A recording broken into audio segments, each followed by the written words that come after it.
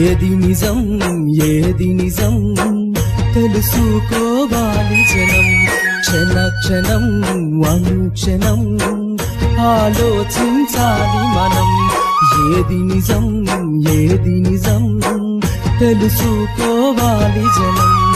క్షణ క్షణం అనుక్షణం ఆలోచించాలి మనం. రావణుడే రాక్షసుడైతే లంకలోన రాజెట్లాయే.